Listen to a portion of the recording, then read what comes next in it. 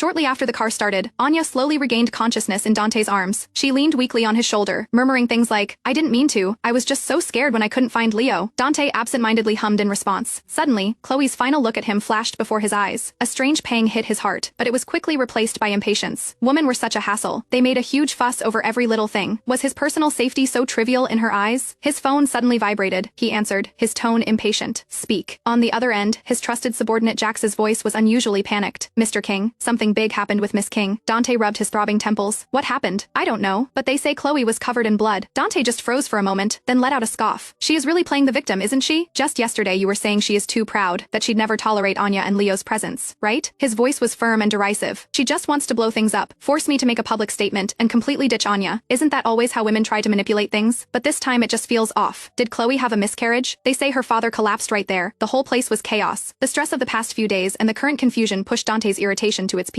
"All right, Jax," Dante cut him off. "You know how much I've wanted a child with her all these years. She never got pregnant." Jax tried to say something else, but Dante's voice came again. "I've just spoiled her too much. That is why she thinks she can manipulate me like this. But, I know what I am doing. I'll hang up now. I'll deal with this when I am done here." Dante hung up without further discussion, tossing his phone aside. He told the driver to drive carefully, then adjusted his posture slightly to make Anya more comfortable in his arms. His fingertips brushed away the sweat, dampened strands of hair from her forehead.